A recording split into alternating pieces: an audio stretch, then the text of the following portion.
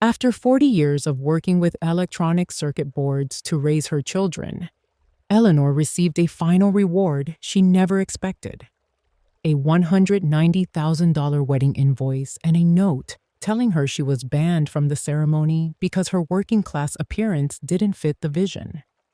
What does a mother do when she is treated like an aesthetic burden instead of a parent?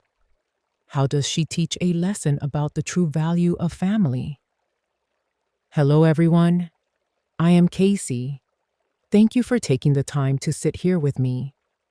There are wounds that never bleed on the surface, but they leave a heart feeling completely hollow. How would you feel if, after a lifetime of sacrifice, the only thing you received from the child you loved most was a mountain of debt and a humiliating rejection? Eleanor is sitting there now, in her familiar kitchen in Charlotte, facing a heavy silence that words can hardly describe. Let us step into her soul and see how sometimes finding peace doesn't start with a smile, but with a painful decision to finally set yourself free. The morning sun in Charlotte is usually a comfort, streaming through the kitchen window and dancing across the copper tea kettle my husband bought me 30 years ago. But this morning, the light feels aggressive, glaring directly at the cream-colored paper sitting alone on the kitchen island. I have been staring at it for 3 days, and I still cannot digest what it says. I reach out and grip the edge of the wooden chair, feeling the rough grain under my palms just to convince myself I am still standing.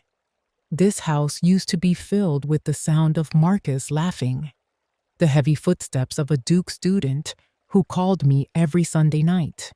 Now, the silence is so thick, it feels like a physical weight, and I can hear the clock on the wall ticking away the seconds of my life. I brew a cup of black coffee, no sugar, just as I have done throughout my 40 years as an electronics engineer. But the bitterness today is not on my tongue. It is radiating from deep inside my chest.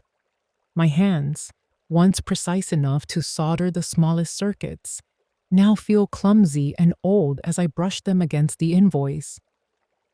Next to that cold $190,000 invoice is an old family photo, and I have turned it face down on the counter.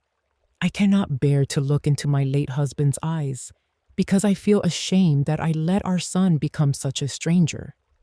Ashley, his fiancée, called me an aesthetic misfit. Since when does a mother become an element to be removed from her child's wedding because of her working-class appearance? I looked at my reflection in the darkened screen of the microwave and saw a woman who worked long shifts so her son could wear the finest clothes. I take a deep breath, trying to push away the image of Marcus standing next to that woman, smiling about a lavish PR wedding where I am only allowed to play the role of the silent bank account. Everyone in the neighborhood thinks I am preparing for the big day. I have lied to them, avoiding the gaze of my neighbor when she asks about the color of the dress I will wear. I do not want anyone to know I have been erased. It was Marcus's decision. He needs to succeed, I tell myself. But my hands still tremble as I look at the florist's name on the bill. People I have never met, who are demanding half of everything I have ever saved. I sit down in the empty chair where Marcus used to sit, where we should be discussing the menu, but instead, he has sent me an emotional death sentence. I look out at the backyard where he used to play, and for the first time in 60 years, I feel like a ghost in my own home. Night in North Carolina often brings a chill that rolls in from the coast, but the cold settling inside my chest tonight is much deeper than the weather. I am sitting alone at the kitchen island under the dim glow of a single lamp, my fingers slowly tracing the worn edges of a wooden box filled with Marcus's old certificates and the medals he won in high school. Every yellowed piece of paper feels like a ghost of the time when my son was my greatest pride, my entire reason for getting out of bed after my husband passed away. I can still feel the warmth of the day Marcus received his scholarship to Duke University, when we stood in this small living room and hugged until we could not breathe, crying tears of pure joy. He held my hands then, his eyes bright with a promise that I had sacrificed enough and that he would spend the rest of his life making it up to me. For decades, I never complained about the heavy boots or the oil-stained uniform I wore as an electronics engineer. I worked the grueling night shifts and took every hour of overtime offered just to ensure he never felt less than his wealthy classmates, believing that my unconditional love would mold a man of character who honored his roots. But the truth is, the wound started to fester long before that invoice arrived. It began the afternoon Marcus brought Ashley home for dinner. I had spent all day in the kitchen cooking the traditional meals he used to love, but Ashley would not even pick up her fork. She looked around my modest home with a look of pure disgust and told Marcus right in front of me that I was an aesthetic misfit for the sophisticated image they were building. She laughed at my career, calling me a common manual laborer who lacked the refinement to stand beside her family. The sharpest pain did not come from her words, though. It came from Marcus's silence as he sat there and did not say a word to defend the woman who had built his entire world with her bare hands. Then came the ultimate betrayal, a $190,000 invoice for a wedding I was explicitly banned from attending, with a note telling me to be grateful he was even letting me contribute to his success. They wanted my life savings to pay for a luxury event for their doctor and lawyer friends, but they did not want the woman who earned that money to be seen. Marcus even threw away his friendship with Damon, his best friend since preschool, just because Damon did not fit their new high-class brand. I look at my husband's photo on the mantle and apologize for letting our son lose his soul. But the sadness is gone now, replaced by a cold, quiet anger that hums in my veins. I will not let my husband's hard-earned legacy be used to buy more lies. I snap the box of memories shut, the sound echoing through the empty house. And I know that I will not pay a single penny for that wedding. It is time to make sure Marcus learns that the cost of turning your back on family is a price he can never afford. I had been sitting in the darkness for too long, letting the grief eat away at my clarity. But when the phone calls from wedding vendors started pouring in, one after another, ringing loudly in my quiet kitchen, I realized this was no longer just a family argument. The sound was a wake-up call, echoing against the walls and forcing me to pick up the receiver to face the abyss Marcus had pushed me into. "Hello, Mrs. Washington.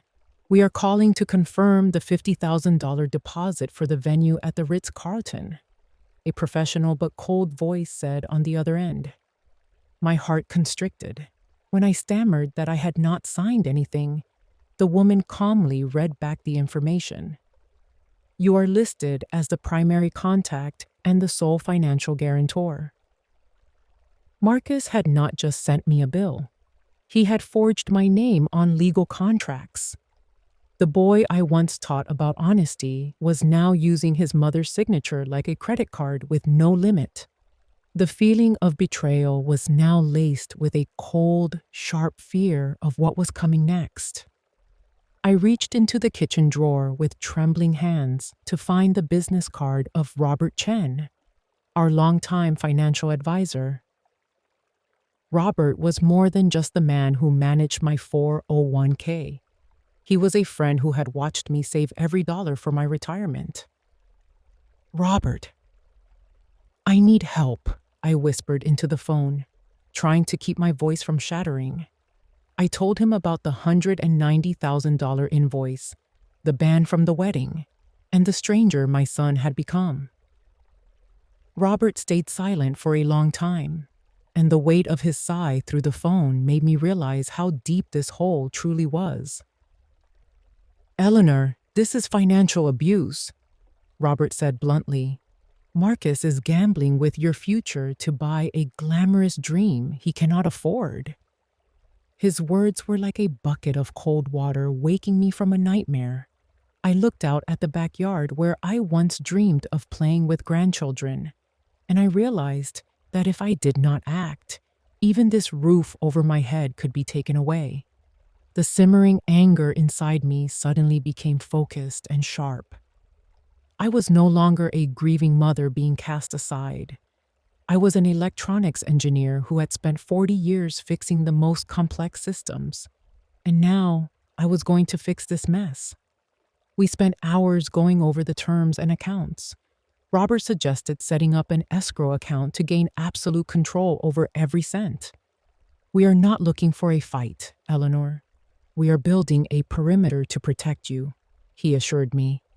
I nodded, feeling a new sense of confidence flowing through my veins. Marcus thought he could use my money to push me to the margins of his life, but he forgot that I am the one who holds the key to the vault. That night, I slept a little better, knowing the real confrontation was only just beginning. My heart truly aches, seeing Eleanor discover how her own son used her signature against her. What do you think about children making financial decisions for their parents without asking? Have you ever been in a difficult situation regarding money with a family member? Please share your story or thoughts below. Casey is always here to listen and heal with you. After my call with Robert, I realized I could no longer sit in that kitchen waiting for the next invoice to knock on my door. I needed the eyes of someone on the inside. Someone who knew who Marcus truly was before he put on that expensive suit and that hollow, unfamiliar smile. I asked Damon to meet me at Freedom Park, the place where the two boys used to play basketball until the sun dipped below the horizon. The evening wind blew through the old oak trees, carrying the dampness of a Charlotte autumn, making me shiver even though my mind felt strangely sharp and clear. Damon appeared with his old camera bag slung over his shoulder, his face looking just as I remembered, kind and a bit weary. He handed me a folder of documents and behind-the-scenes photos he had captured while working for Ashley's team. "Mrs. Washington, I am so sorry, but you need to see this," he said softly. As I looked through those pages, my hands began to shake. This wedding was not a ceremony to join two souls. It was planned by Ashley as a personal brand launch. She had even hired lifestyle journalists to ensure this wedding appeared in high society magazines. Everything, from the dress to the guest list, was staged as a backdrop for the social image she was building. I finally realized that I was not banned because I lacked refinement, but because the presence of a working-class mother would ruin the fake story of a perfect family she was telling the world. The true shock was buried at the end of the folder. Damon pointed out a name, Kevin Shaw, a man known as a lifestyle fixer. He specialized in providing private loans with predatory interest rates to young people desperate for a lifestyle they could not afford. Marcus had signed a $75,000 bridge loan with an 18% interest rate just to pay for what Ashley called her aesthetic vision. My son, the Duke Scholarship student, who once took pride in saving every penny for his first car, was now selling his future to the devil. My heart constricted knowing my son was drowning in debt while believing he was climbing the social ladder. Damon then showed me a photo of a jewelry invoice. A name appeared: Richardson Lifestyle Enterprises. A quick search by Damon revealed it was nothing more than a shell company Ashley had set up right after their engagement. She was not using Marcus's money to pay for the wedding. She was secretly siphoning funds from their joint account for herself under the guise of business development. It turned out my son was not just a betrayer. He was a victim being manipulated to a pathetic degree. Ashley was using my money, the money Marcus was forcing me to pay, to build a future where there was no room for him or me once she got what she wanted. The initial fear evaporated, replaced by a resolve as hard as steel. I looked at Damon, the best friend my son had cast aside, and felt a profound sense of gratitude. I could not stand by and watch Marcus destroy himself. I took out my phone and called Robert Chen. "Robert, I have enough evidence," I said. "We are activating the escrow account immediately, but with one condition. Not a single cent is paid without my direct approval after checking the original invoices. I would not allow Ashley to use my sweat and tears to nourish her lies. If they wanted a luxury wedding, they would have to learn to pay for it with the truth, or not at all." I stood up and straightened my coat. I looked toward the distance where the Charlotte skyscrapers were beginning to light up. Marcus thought I was an old-fashioned woman who did not understand how the world worked. But he forgot that before his world of illusions, I built real electrical systems where even a small mistake could cause a fire. I am not destroying my son's wedding. I am trying to cut the power to a bomb that is about to explode. This was no longer just about forgiving his disrespect. It was about saving what was left of the Washington family honor. I chose an old business suit, the kind I used to wear years ago when I was inspecting major electrical projects. The feeling of the heavy fabric against my skin helped me stay grounded. I did not come here as a mother begging for affection, but as someone protecting what is right. I sat waiting at a corner table of an upscale steakhouse in uptown Charlotte, watching the busy crowds through the glass, telling myself to stay firm. Marcus and Ashley walked in, carrying an air of pure self-importance. Marcus looked thinner in his custom suit, while Ashley was as radiant as a star on a magazine cover. She placed her expensive handbag on the table, not even bothering to look me in the eye, and casually ordered a glass of costly Napa wine. "Mom, are you going to give us the check today?" Marcus asked as soon as he sat down, his voice full of an urgency masked by fake concern. I looked deep into my son's eyes, searching for a shadow of the boy I used to know, but I only found a worried emptiness. I slowly placed the invoice that Damon had provided on the table, right next to Ashley's wine glass. "I have looked over the numbers, Marcus, and I have also spoken with Robert Chen." I saw Ashley freeze, her eyebrows knitting together. "Mom, this is our wedding. You do not need to overcomplicate it like some engineering project," Ashley said with a thin, mocking laugh. I did not reply immediately. I let the silence stretch long enough for them to feel uneasy. I watched Marcus nervously spin the ring on his finger, a sign of stress I had known since he was a child. "I will pay," I said, my voice calm but as solid as steel. "But not the way you want. I have set up an escrow account. Every invoice from the vendors will be sent directly to my financial advisor. The funds will only be transferred after I verify the authenticity of every single item." Ashley immediately stood up, her face twisted with anger. "You are insulting us. Do you think we are some kind of scammers?" she shouted. I looked directly at her, not flinching. "If everything is as transparent as you say, then this will only help you manage your finances better, won't it?"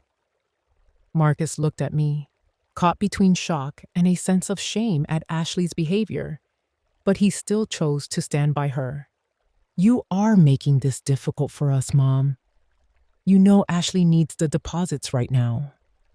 I realized then that the wall between Marcus and me was now so high that my words could no longer reach his heart, only his wallet. I stood up and straightened my jacket. "I am doing this because I love you, Marcus, and because I respect your father's legacy. You can continue your dinner. I have already paid for my portion." I walked out of the restaurant, leaving Ashley's fury and my son's pained gaze behind me. After I left the steakhouse in uptown Charlotte, I did not drive straight home. I let the car roll through the familiar streets, watching the city lights blur into streaks of yellow and white against the humid North Carolina night. Ashley's sharp fury and the trapped, hollow look in Marcus's eyes kept playing over in my mind like a broken circuit. I started to wonder if I was being too hard on them. Was I just another stubborn mother from the working class, clinging to control because I could not handle my son growing up and moving into a different world? But my intuition, the same instinct that helped me find electrical leaks for 40 years before they turned into house fires, was screaming that something was fundamentally broken in this situation. I felt like a stranger in my own life, caught between the mother who wanted to forgive and the engineer who knew that numbers never lied. I pulled into a Target parking lot just to breathe and find some sense of normalcy. I walked the aisles, looking at middle-class families picking out autumn decorations and school supplies, and my heart felt heavy. These people were living real lives, while my son seemed to be chasing a ghost. When I finally walked through my front door, the silence of the house felt different. It felt like a challenge. I went straight to my home office, a small room filled with old technical manuals and the computer I used to manage my 401k and the modest legacy my husband left behind. It was time to stop being a passive victim and start being the person I was trained to be. I turned on the monitor, the blue light hitting my tired face, and I prepared myself to look past the filtered, perfect world Ashley displayed on Instagram and find the truth hiding in the shadows. Earlier that day, Damon had sent me a few tax identification numbers he had noticed on a stack of papers in the wedding planner's office. Using the data search skills I had perfected over years of dealing with contractors and government bids, I began to peel back the layers of a name that had been bothering me: Richardson Lifestyle Enterprises. Ashley had told Marcus it was an interior design firm she was starting, but the reality was much colder. It was a shell company, a legal ghost registered to a virtual mailbox in Delaware just 2 months after their engagement. As I sat there in the quiet of the night, Robert Chen gave me legal access to view the joint account statements that were linked to my financial guarantees. I watched as $25,000 of Marcus's hard-earned money dwindled down to less than $3,000. Large sums like $2,000 and $5,000 had been withdrawn and labeled as wedding prep, but they were actually flowing directly into Ashley's shell company under the heading of business development. A cold shiver ran down my spine when I opened a digital draft of a secret PR document Damon had managed to photograph. In those pages, Ashley did not describe a wedding. She described a personal brand launch event. She had negotiated an exclusive deal with a lifestyle magazine to sell the photos of the ceremony. But there was a condition. The setting had to meet a specific high society standard. And there, under the section for family members, I saw my own name crossed out with a chilling note written in red ink. It said I was an aesthetic mismatch for the old money brand they were trying to project, and that I needed to be removed to avoid diluting the brand image. She was not just banning me from a party. She was erasing my very existence so she could sell a lie to the world. My stomach turned with a mixture of disgust and a strange, clarifying realization. But the most horrifying discovery was the loan Marcus had signed with a man named Kevin Shaw. I looked at the scanned contract and felt the air leave my lungs. It was a bridge loan with an 18% interest rate, a predatory number that would crush anyone. Marcus had put up his entire retirement future and even a portion of the equity in the home I had helped him buy as collateral. He was walking on a thin wire over a financial canyon just to satisfy the aesthetic vision of a woman who was actively stealing from him. Ashley knew Marcus did not have the cash, so she had pushed him to send those massive invoices to me, effectively turning me into a forced guarantor for the very debt she was siphoning away. I leaned back in my chair, feeling exhausted, but more mentally sharp than I had been in years. For weeks, I had been mourning the loss of my son's affection, but now I saw that I had to become his protector again. Marcus was not a villain. He was a man being blinded by a manipulative love, a victim of someone who saw a family as nothing more than a portfolio to be traded. Ashley did not want a home. She wanted a stage. I looked at the photo of my late husband on the desk, and I felt him reminding me of the resilience of the Washington family. We were never the wealthiest people in Charlotte, but we never built our lives on a foundation of lies. This truth was too big to keep to myself. I picked up the phone and called Damon, my voice steady and without a trace of the old tremor. "Damon, I need the evidence of those secret withdrawals from the joint account," I told him. "I want Marcus to see these numbers with his own eyes. He needs to understand that he is not building a nest. He is building a prison for himself." I knew that when this wall of deception finally fell, it would be incredibly painful for my son. But I also knew that a sharp, sudden pain that leads to the truth is much better than a long, slow life of being bled dry in silence. I was not just going to control an escrow account anymore. I was going to begin the process of rescuing my son from the darkness on the other side of that ledger. The red numbers from the computer screen seemed to be burned into my eyes, glowing like warning lights on a failing control panel. I stepped out onto the balcony, the sharp autumn air of Charlotte biting through my thin sweater, but the chill on my skin was nothing compared to the ice forming in my heart. I gripped the railing so hard my knuckles turned white, feeling like I was standing in the middle of a bridge that was rotting from the inside out. For 74 years, I have worked to build a life of dignity and stability, but in the span of a few days, I watched as my own son's choices threatened to bring the whole structure crashing down. It is a strange thing to realize that the person you would give your life for is the same person who is systematically dismantling your legacy. I looked out into the darkness of the backyard, where my husband Thomas used to spend hours tending to his rose bushes. I could almost see his silhouette there, wiping dirt from his hands and looking up at me with that knowing smile. Thomas always had a way of simplifying the most complex problems. He used to say that life was not a perfect circuit board, and sometimes we have to cut out a section of damaged wire to save the entire system. If he were standing here next to me, what would he say about our only son?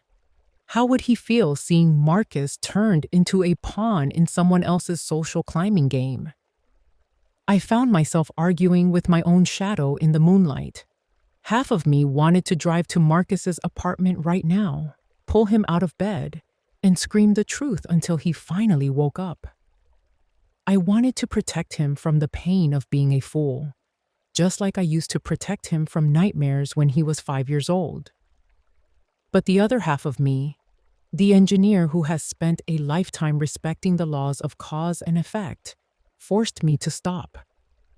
I realized with a sudden, painful clarity that I had protected Marcus too much. I was the one who paid off his student loans so he could start his career debt-free. I was the one who handed him the down payment for his house. I had always been the safety net stretched out beneath him every time he stumbled. By being his constant shield, I had inadvertently raised a man who was too weak to recognize when he was being manipulated. I was looking at the results of my own misguided love. A son who was willing to erase his own mother for the sake of a fake social status. The pain I felt was no longer about the insult or the money. It was the crushing weight of realizing my own failure as a parent. I had taught him how to succeed, but I had failed to teach him how to be a man of character. Ashley is a terrifying kind of predator because she knows exactly how to isolate him. If I were to charge in there now with my evidence, she would easily twist my words. She would whisper in his ear that I was just a bitter, toxic mother-in-law who could not handle him being happy. She has spent months building a wall of lies around him, and I was being pushed into a corner by her dirty tactics. For a few moments, the exhaustion almost won. I thought about just giving up. I thought about writing that check for $190,000, letting them have their hollow wedding, and just letting life eventually hit him with the bill. But then, I felt the weight of Thomas's wedding ring hanging on a chain around my neck. The Washington family does not live on lies. We might not have the finest things, but we have always had our integrity. To stay silent would be to abandon the last thing that truly matters. I went back inside and sat in my old armchair, my hands trembling as I reached for the Bible on the small side table. I was not looking for a miracle. I was looking for the stillness I needed to make a final decision. I realized that forgiving Marcus did not mean allowing him to walk off a cliff. Loving him did not mean accepting a fraud like Ashley into our home. Real forgiveness sometimes has to look like a harsh, unyielding truth. I had to become the voice of justice in my own house, not to punish my son, but to set him free from the prison he was building for himself. I had to be strong enough to let him hurt so that he could finally heal.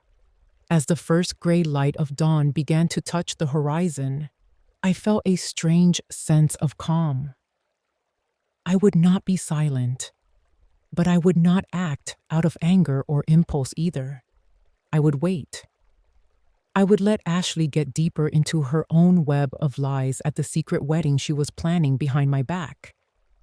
I would show up there, not as a rejected mother looking for a seat, but as the one person who holds the final truth. My heart was still breaking, but my eyes were clear and dry. I stood up and brewed a fresh pot of coffee, the familiar smell filling the kitchen. This journey was no longer about a canceled wedding or a bill for flowers. It was about recovering my son's soul from the people who were trying to buy it. I believe all of us have stood at a crossroads like this before, where we have to choose between telling a truth that will cause pain or staying silent and letting a lie continue. What would you do if you were in Eleanor's shoes right now? Would you speak up immediately, or would you wait for the right moment, even if it hurt? Please leave your thoughts below. Your perspectives are a valuable part of this community as we navigate these difficult stories of family and healing. The next morning, as the golden North Carolina sunlight stretched across the lawn like honey, I no longer felt the heavy weight of loneliness pressing down on my shoulders. The decision I made during the long, dark hours of the night had brought me a strange kind of stillness, a peace I had not felt in months. I opened the windows wide, letting the crisp breeze from the pine trees blow through the house, chasing away the musty smell of old worries and dusty regrets. I heard the low rumble of Damon's car as it pulled into the driveway, followed shortly by Robert Chen's polished black sedan. Watching these two men, from two completely different generations, walk across my yard together, I knew I was finally ready to face the storm that was coming. I welcomed them into the kitchen, which was already filled with the warm, sweet scent of pancakes and maple syrup.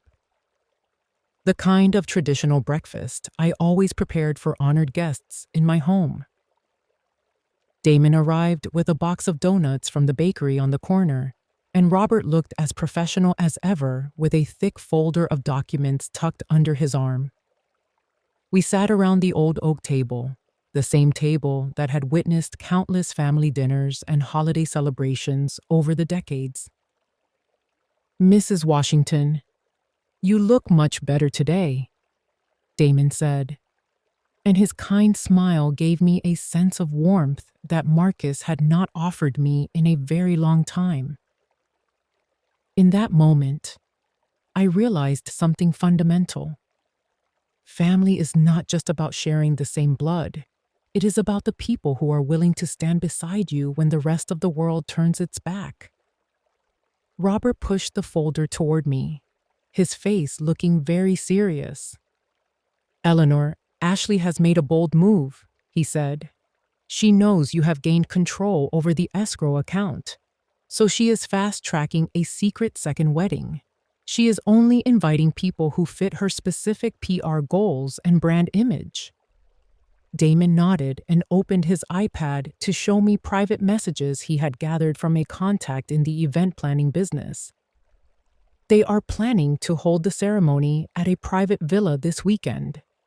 Marcus has been told that you called them to say you were too ill to attend and that you did not want to put any pressure on him. Ashley is building a double wall of lies to separate the Jaime Conco Mai.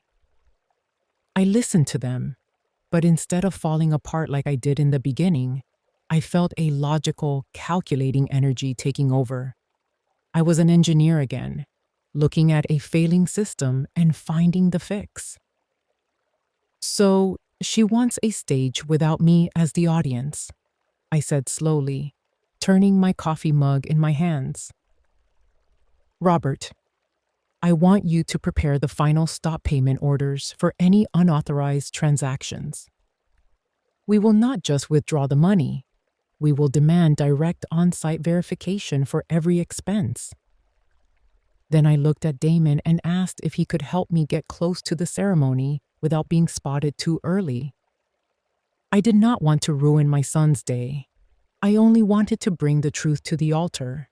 It was a truth Marcus needed to see with his own eyes before he signed his life away. When Robert left to handle the legal paperwork, Damon stayed behind to help me clean up the kitchen. He picked up an old photo of Marcus as a child and sighed, saying how much my son had changed and how much it hurt to see it. I placed my hand on Damon's shoulder, feeling a deep sincerity from this young man whom I had come to see as a second son. "Damon, we cannot hate someone just because they are lost," I told him softly. "Marcus is being blinded by a fake, glittering light. Our job is simply to turn the real lights on." My voice was gentle, but it carried a foundation of iron. Damon's support was more than just information or evidence. It was proof that there are still honest and loyal souls left in this world.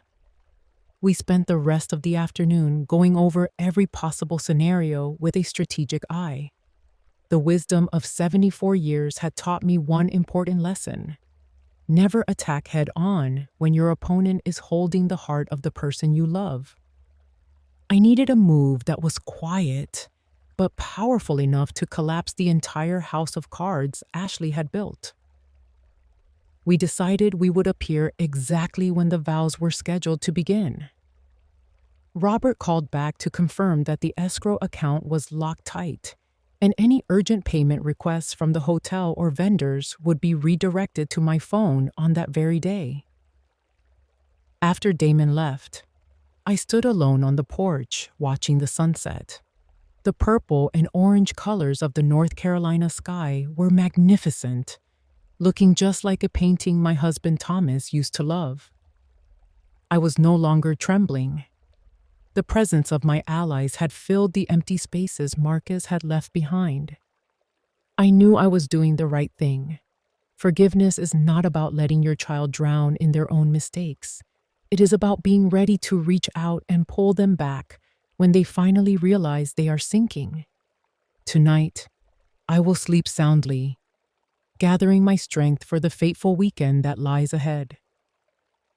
On the night before the fateful day, I did not open my computer, nor did I reach out to Robert or Damon.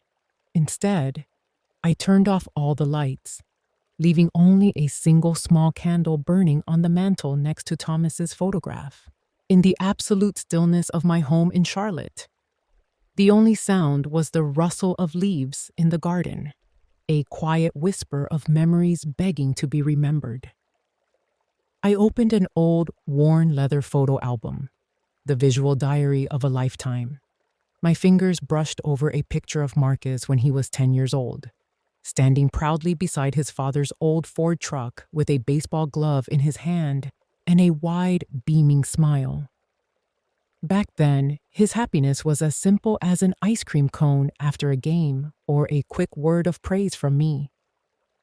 I can still remember the smell of sun-warmed grass and sweat in his hair when he would climb into my lap.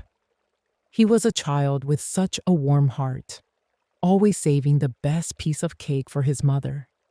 Looking into those clear, innocent eyes, I found myself wondering where that boy had gone. The betrayal of the present is painful, but it is the memory of his past kindness that makes the tears fall the hardest. I whispered to Thomas's photo, asking if he could see our son now. I remembered the afternoons they spent in the garage together, Thomas teaching Marcus how to fix broken electrical appliances. He used to tell him never to let the outside of something fool him because the true value of any machine is found in its internal workings. Now, Marcus is desperately trying to polish his outward appearance with stolen money while his internal character is rotting away. A wave of guilt washed over me, a feeling that perhaps I had been so busy working that I forgot to protect his soul from the glitter of a shallow world. But strangely, these memories did not make me feel weak. They brought me a fresh surge of strength.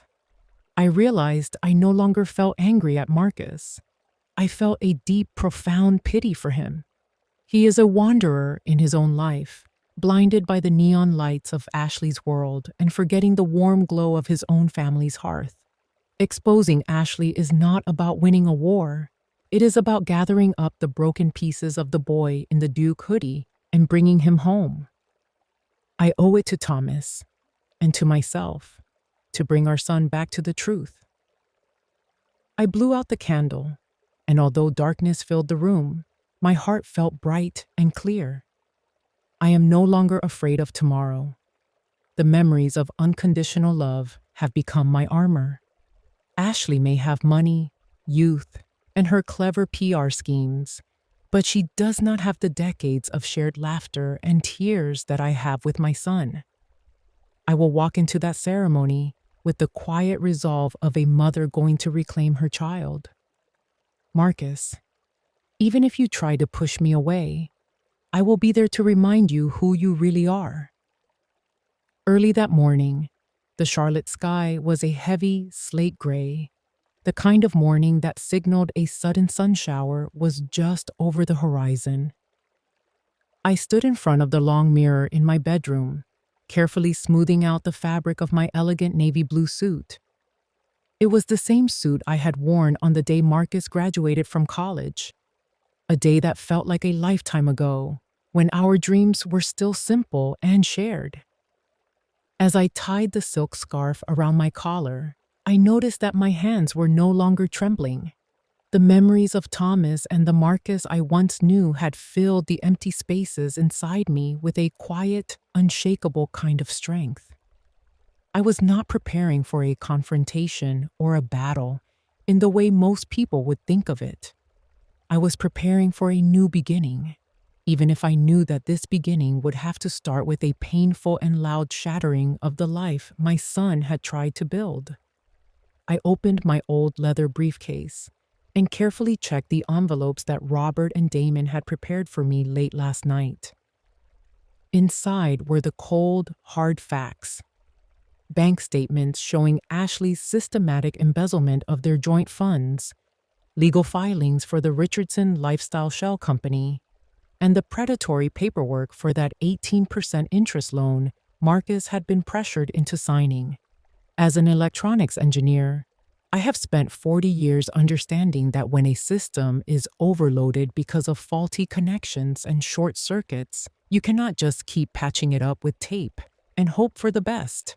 Eventually, you have to be brave enough to pull the main breaker, shut everything down, and inspect every single wire before you can start the process of rewiring it from the ground up. These papers were more than just evidence of a crime. They were the schematic I was going to use to help Marcus find the true life force of our family again. I know that many people looking at me today would think I was going there for retaliation or some kind of petty revenge because I was excluded from the guest list. But in my heart, I knew I was choosing the most difficult path of forgiveness. To truly forgive Marcus did not mean I had to agree with his ingratitude or accept being pushed into the shadows of his life. Real forgiveness meant that I had to give up my right to be resentful so that I could use whatever strength I had left to pull him out of the mud. If I stayed silent and allowed this wedding to happen, I would become an accomplice to the destruction of my own son. I looked at the photograph of Thomas on my nightstand and made him a silent promise that I would not let our son lose his honor, even if he ended up hating me for the rest of the day. My phone vibrated on the dresser with a message from Robert. Ashley had just tried to initiate an emergency transfer of $40,000 from the escrow account to Kevin Shaw earlier that morning. The system had automatically blocked it and was now requesting my direct signature to proceed. I closed my eyes for a moment, feeling a wave of deep disgust wash over me. Even on the day she called the happiest day of her life, she was still looking for ways to siphon off assets and move money into the shadows. This piece of news was the final period at the end of a very long sentence of doubt. Ashley did not love Marcus. She only loved the way she could use him as a ladder to reach some hallucination of wealth and status. I grabbed my car keys, feeling more determined than I had ever felt in my 74 years of life. I walked out to my old Ford, breathing in the scent of damp earth that follows a morning rain in North Carolina. The drive to the private villa on the outskirts of Charlotte felt longer than usual, and I took my time, watching the old oak trees line the road. I wondered how Marcus would look at me when I finally showed up at the ceremony they had worked so hard to keep hidden from me. Would he be furious? Would he be overwhelmed with shame? Or would there be a late but necessary awakening in his eyes? Honestly, I realized I was no longer worried about his immediate reaction. I only knew that my presence there was a necessity. I was carrying the truth. I was carrying the fierce love of a mother, and I was carrying the entire legacy of the Washington family in that leather briefcase. When the gates of the villa finally appeared, I pulled the car over for a second just to take one deep breath. I saw the luxury cars lined up along the driveway and the white silk ribbons fluttering in the breeze. It was a beautiful scene built on a foundation of absolute lies. I straightened my suit jacket, gripped my briefcase, and stepped out of the car. I did not try to sneak in through a side entrance. I walked toward the altar with my head held high, moving on the same 2 feet that had worked hard for 40 years to provide everything Marcus ever needed. This was the moment of truth. I was going there to save my son by giving him the only thing that could set him free, the chance to choose the truth and start his life over. I am truly moved by the strength Eleanor is showing. Sometimes the most painful kind of forgiveness is not just letting things go, but having the courage to face the mistake head on to save the person you love. Do you believe that a harsh truth is always better than a sweet lie? Have you ever had to be the person who had to break someone's heart just to protect their future? Please share your thoughts with me in the comments.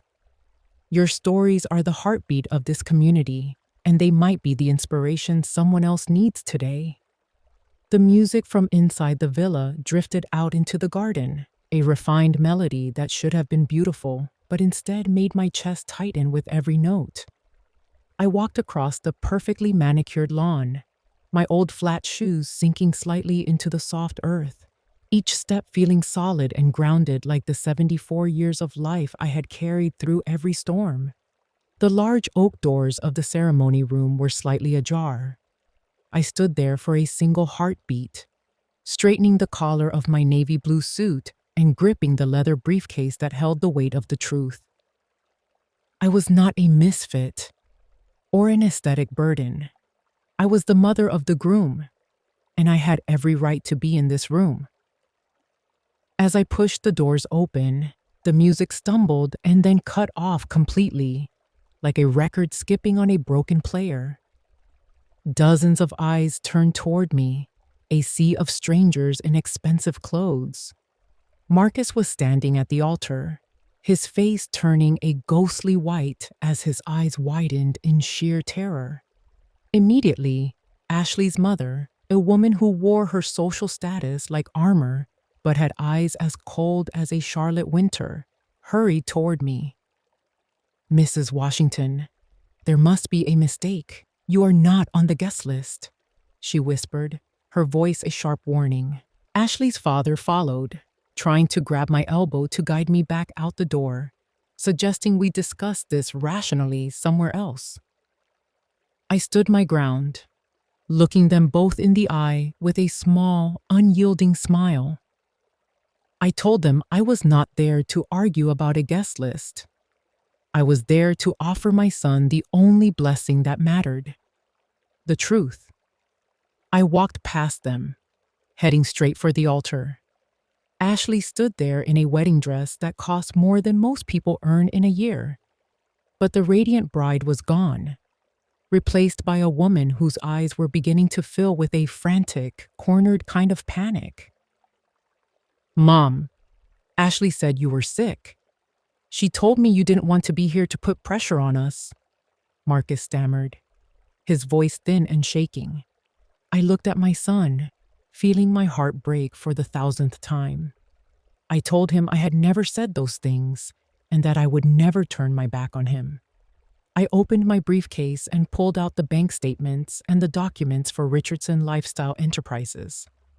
I told him I hadn't come to ruin his wedding, but to give him what he deserved: the truth about where his savings and my retirement money were actually going. I placed the papers on the signing table, right next to Ashley's bouquet of white roses. I asked him if he knew why Ashley wanted this ceremony kept a secret.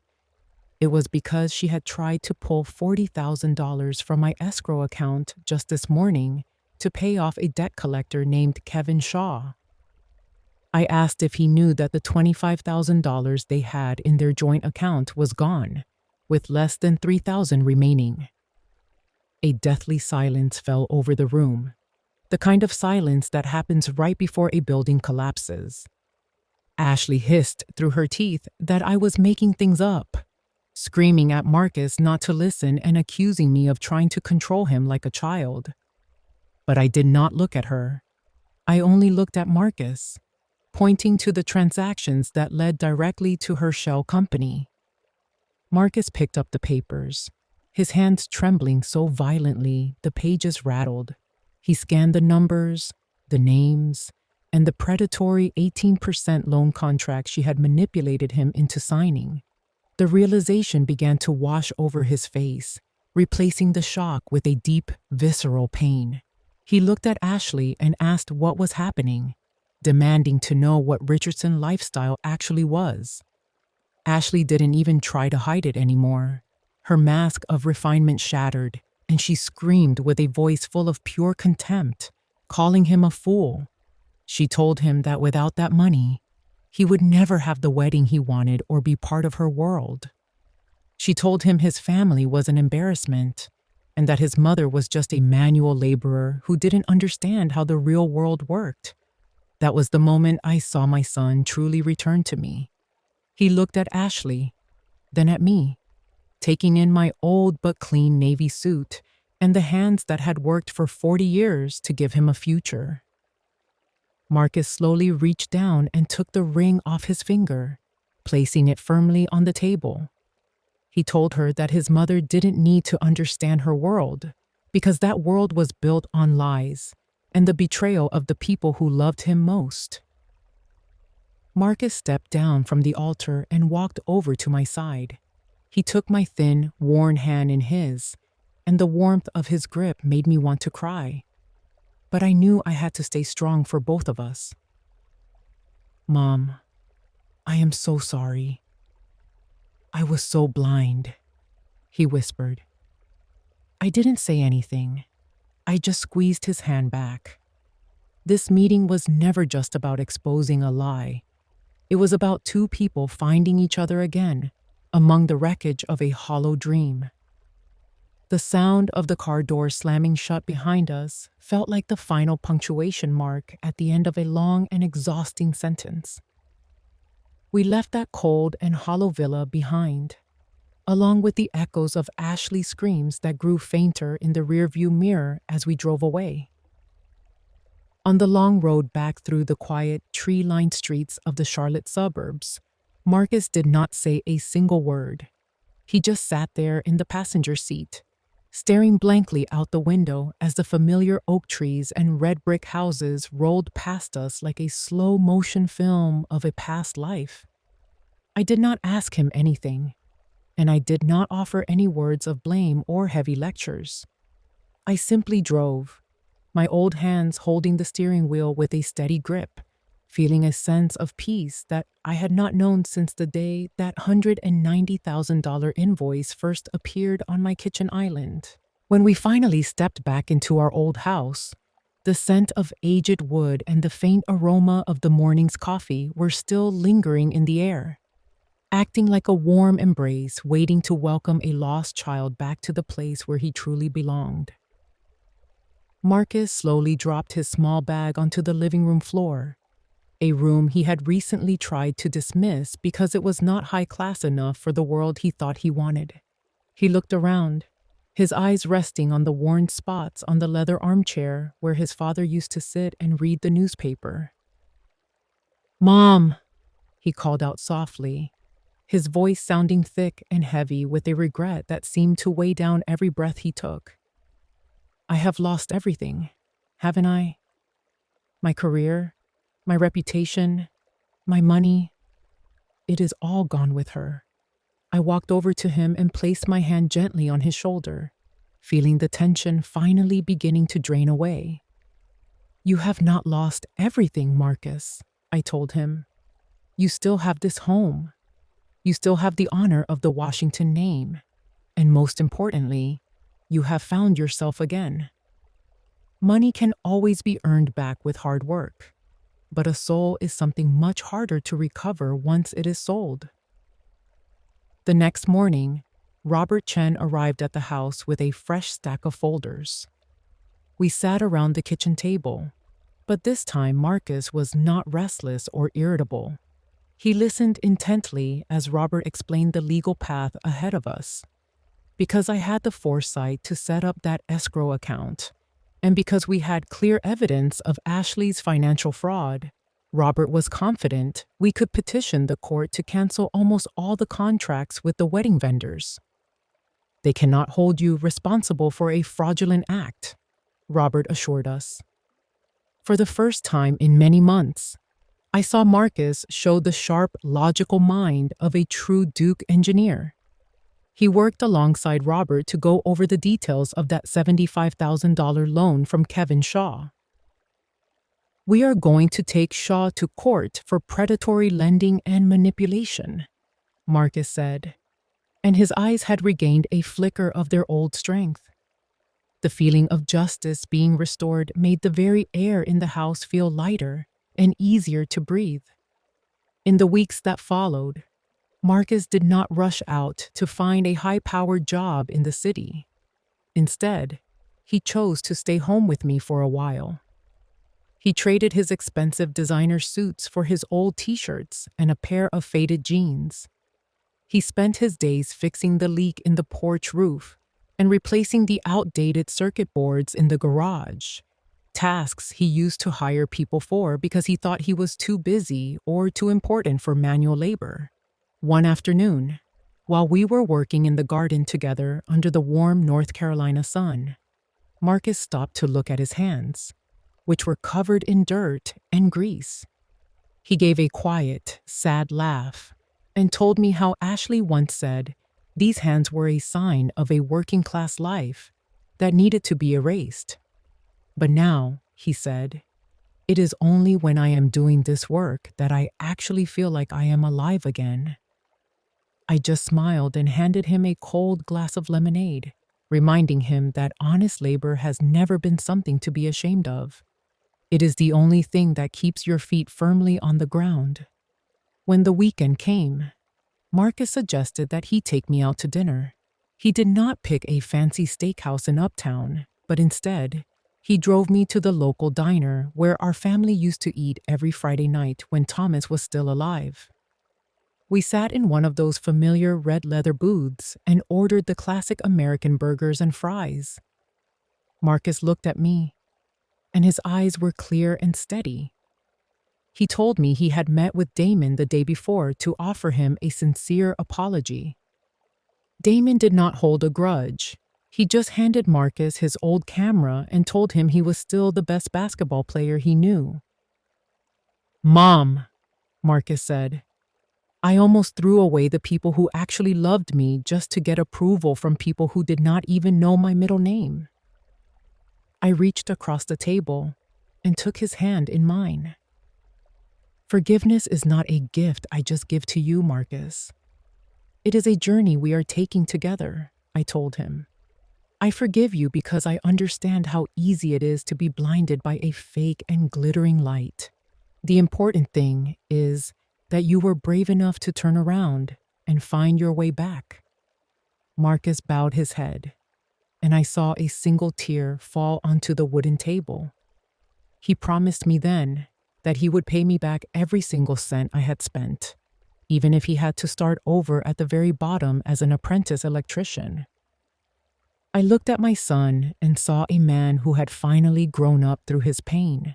He was no longer an arrogant engineer chasing a title. He was a man who understood the true value of family and honesty.